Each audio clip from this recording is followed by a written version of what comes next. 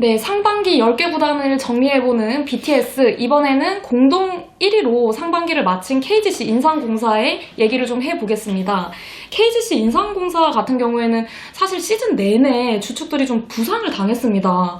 이 여파가 좀 있었다고 생각하시나요?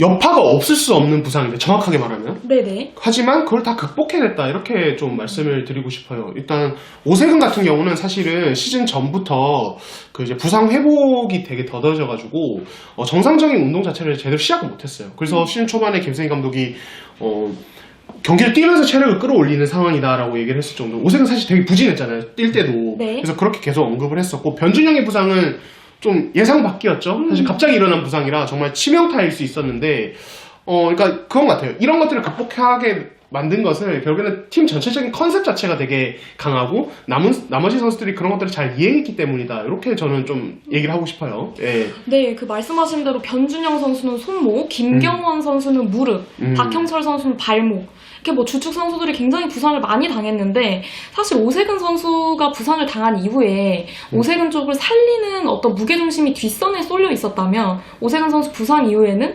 박지훈, 변준영이 앞선에서 활발히 투맨 게임을 좀 진행하고 이런 쪽으로 좀 무게중심이 바뀐 것 같기도 합니다. 예. 네.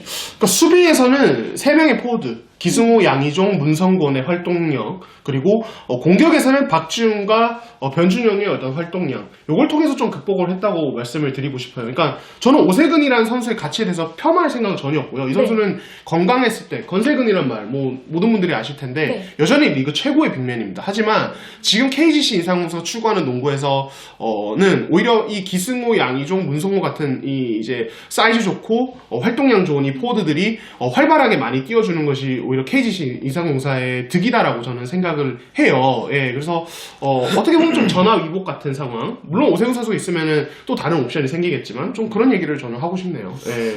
네. 이 지금 예. 말씀하세요. 네.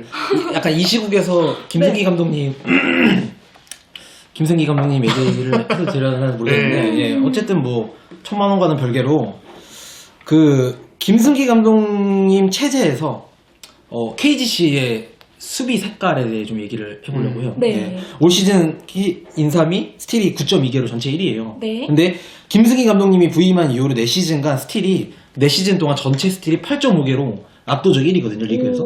그러니까 이제 김승기 감독님이 추구하는 손질을 많이 하는 그런 좀 적극적인 예, 그런 수비를 이제 계속 이어가고 있는데, 올 시즌도 역시 이게 저는 되게 올 시즌은 지금 통해가지고 오세근이라는 가장 확실한 공격 옵션이 빠졌음에도 불구하고 이걸로 지금 리그 1위를 달리고 있다고 생각하는데, 어떻게 보세요? 저는 이게 약간 양날의 검 같거든요, 저는. 아, 그렇죠. 그러니까 이게 농구를 좀 많이 보신 분들은 당연히 아는 얘기인데, 스틸과 블락이 많다고 그 팀이 좋은 수비팀이다, 혹은 스틸과 블락이 많다고 그 선수가 좋은 수비수다라고 말할 수 없어요. 예, 그러니까 진짜 좋은 수비는 또 그거랑 별개의, 물론 그게 포함이 될 때도 있지만, 그러니까 꼭 이제 정확하게 명제로 말할 수 없는 부분이고, 실제로 KGC 인삼공사가 스틸을 많이 노리는 수비를 하는 게 맞고, 실제로 그 수치가 높게 나오는데, 그 이면에는 이제 그런 강한 압박 뒤에 이제 열려버리는 그 뒷공간들을 허무하게 내줄 경우에는 그냥 손쉽게 실점을 하는 상황이 나오거든요. 지난 시즌에 KGC가 사실은 그랬어요. 예. 그리고 사실 김승희 감독이 늘 우리가 원하는 수비, 내가 이야기하는 강조하는 수비를 잘하려면은 그런 부분들을 이제 메워주는, 그러니까 그 리스크를 최소화하는 어떤 다른 선수들의 로테이션 수비와 조직력이 필요하다라고 얘기를 했어요. 그러니까 이게 그냥 단순히 선수들이 빡세게 볼핸들러를 압박한다고 2명이서 달라붙는다고 되는 수비가 아니에요. 그러니까 다른 팀들이 알면서도 하지 않는 것은 다 그만한 리스크가 있기 때문이거든요. 근데 이제 올 시즌의 KGC는 이게 선수들이 어느 정도 다 적응이 돼서인지, 김승희 감독이 비시즌에 이 부분에 대해서 좀 확실하게 조련을 해서인지 그 리스크를 최소화하는 그림이 나오고 있죠. 이게 사실은 굉장히 좋은 요인이 된 거죠. 네. 사실 저는 그 말씀하신 이 공격적인 수비, 로테이션 수비가 사실 인삼공사가 현재 오세근 선수도 없고 이 뭐 전성현 선수가 복귀하긴 했지만 이 세트 오펜스의 강점이 없었습니다. 그 가장 큰 원인은 3점 성공률이거든요. 이 팀 3점 성공률이 29.1%로 최하위예요. 사실 3점 시도 개수는 또 최다 1입니다. 그러니까 많이 시도하는데 그만큼 확실하게 넣어줄 수 있는 선수가 없다로 이게 분석이 되는데 사실 세트 오펜스의 강점이 없기 때문에 수비로 어떻게든 얼리 오펜스를 가져가야 되거든요. 팀 지금 현재 구성상. 저는 그래서 이 구성에 맞춰서 지금 컨셉트를 전 잘 잡았다. 좀 이런 생각이 드네요. 그러니까 이게 좀 재밌는 게 지금 저희가 공동 얘기 두 팀을 봤을 때 SK 그리고 지금 얘기하고 있는 KGC 인삼공사 네. 전부 다 3점 슛 관련해서 안 좋은 부분들이 있어요. 안 좋은 지표들이 있어요. 그럼에도 불구하고 이렇게 좋은 성적을 거두는 것은 그러니까 리그 전반적으로 3점 슛 생산력이나 효율이 그렇게 높지 않은 상황에서 어떤 공격이 가장 위력적인가? KGC는 빠른 이제 압박 통해서 빠른 득점. 그러니까 포인트 오프 턴오버라고 하죠. 턴오버에 이은 득점을 되게 많이 생산해서 그거를 메우는 거고요. 그리고 SK는 그냥 리바운드 이후에 빠른 공격, 최준용이 중심이 돼. 그걸 통해서 메우는 거죠. 결국에는 이 슈팅력이라는 것은 이 점프슛이라는 것은 세트 오펜스에서 진짜 좋은 무기거든요. 네. 사실 트랜지션 상황에서는 그냥 빠르게 페인트 존으로 올라가면 되니까. 그러니까 SK랑 KGC는 이제 이런 슈팅 난조라는 문제를 극복할 만한 무기가 확실하게 있는 거고 다른 팀들은 그만한 카드가 좀 없는 걸 수도 있다. 이제 물론 이게 한 번에 이제 뭉뚱그려서 얘기하기는 좀 힘들지만은 SK랑 KGC에서는 적어도 그런 특징이 나타나고 있다라는 얘기는 정도는 할 수 있을 것 같아요. 저는 아직 네. 그게 약간 조금 우리나라 농구가 그러니까 세계적인 트렌드에 조금 뒤처지고 있는 것 같다고도 생각이 들어요. 왜냐면 이제 다들 가장 우리나라 지구에서 농구 제일 잘하는 리그가 NBA인데 네. 거기는 이제 3점 슛 위주로 다 이제 헤게모니가 넘어가고 있는데 우리나라는 아직 그 외국인 선수가 중심이 되다 보니까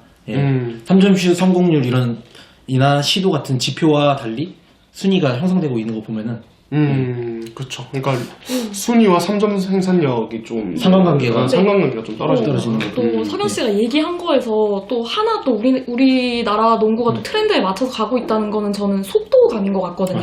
상당히 이제 또 얼리 오펜스를 가져가는 팀들이 이제 공동 1위로 선두권을 달리고 있으니까 또 그렇게 좀 다양한 측면에서 이제 보시는 분들도 생각하시면 좋을 것 같고 뭐 또 하나 KGC 인삼공사의 잘 나가는 원동력이라 하면은 사실 외국 선수 구성도 굉장히 좋은 것 같습니다. 그렇죠. 예, 저는 뭐 이 선수에 대해서는 오서영 기자 이야기를 반드시 듣고 넘어갈 필요가 있다고 생각해요. 이 크리스 맥컬러에 대해서 네. 별로 좀 안 좋게 봤잖아요. 예, 지금 좀 어떻게 생각하는지. 아니 근데 지금도 별로 이면이 좀 있다고 생각하면은 솔직하게 말씀하셔도 돼요. 맥컬러 선수를 제가 네. 연습 경기 때 좀 많이 봤어요. 네. 봤는데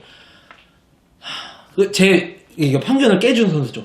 이거 외국인 선수들은 연습 경기 때 제대로 안 하는 거예요. 이때 보여주는 게 이때 열심히 안 하더라고요. 그쵸. 예, 그런 선수들이 있어요. 이제 뭐 예. 100% 쏟으면 사실 부상의 위험도 있으니까. 그러니까 아니 그때 수비도 안 하고 이 친구가 네네. 맞아요. 좀 얘기가 많았어요, 사실. 네, 진짜 근데 그랬는데 그 부분에 있어서는 김승기 감독이 또 이런 코멘트도 했습니다. 사실 맥컬러 선수가 수비력이 약하기 때문에 오히려 다른 선수들이 그 부분을 메우려고 하다 보니까 팀 수비 조직력이 더 좋아졌다. 이렇게도 말씀을 하셨거든요. 전화위고. 네. 그래서 저는 이 상당히 브라운이 강한 팀이 있고 또 반대로 맥컬러가 강한 팀이 있습니다. 맥컬러는 KC전에 상당히 강하고 그쵸. 브라운은 또 삼성전에 상당히 강한데 이렇게 양 선수를 이렇게 고루고루 이렇게 투입할 수 있다는 것도 KGC의 상당한 강점인 것 같습니다. 그렇죠. 예, 그러니까 제일 중요한 것은 그 두 선수 개인 역량이 좋은 것도 있지만은 이 두 선수가 KGC의 좀 스타일이 좀 맞다는 거예요. 그러니까 뭐냐면 브라운 같은 경우는 원래부터 이 스틸 능력이 되게 좋은 선수예요. 되게 긴 팔이 장점인 선수고 상대 외국 선수와 페이스업 어떤 1대1 수비를 할 때 그때 이제 볼을 디플렉션 만들어내는 게 되게 좋은 선수인데 사실 KGC처럼 압박 많이 하고 스틸 노리는 팀에게 딱 맞는 어떤 외국 선수가 아닌가 싶고 맥컬런이 이제 뭐 원상 기자도 말했지만 좀 이렇게 좀 덜 뛰는 그런 부분이 있지만은 어쨌든 이 선수는 수비 성공 이후에 빨리 치고 나갈 수 있는 외국 선수 이기 때문에 상대 턴오버 유발 이후에 어떤 속공 전개에서 굉장히 강점이 있고 속공 시에 오픈코트 상황에서는 그냥 페인트 존으로 이제 볼 몰고 들어가서 유로스텝 밟고 그냥 득점 올려버리거든요. 높이가 너무 좋다 보니까. 그러니까 그런 부분이 사실은 KGC 컬러에 또 되게 잘 맞는 부분이 있지 않은가. 저는 그렇게 생각합니다. 근데 또 네. 약점도 좀 있어요. 외국인 선수들이 좋은데 그 국내 선수 있잖아요. 20경기 이상 뛴 국내 선수 득점 순위를 보면은 KGC가 20위까지 한 명도 없어요. 네. 23위까지 가야 변준영, 박지준이 7.7점으로 나오거든요. 23위, 24위로.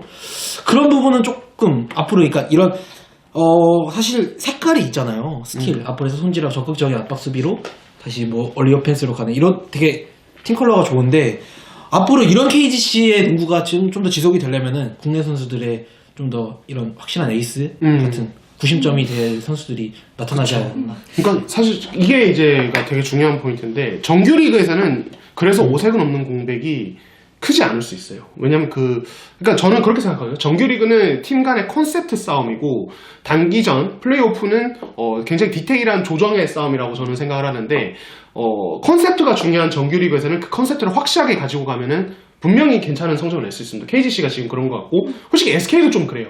예, 근데 단기전이 되면 두 팀 모두 저는 흔들릴 수 있다고 보는 게 방금 원세영 기자가 말한 부분.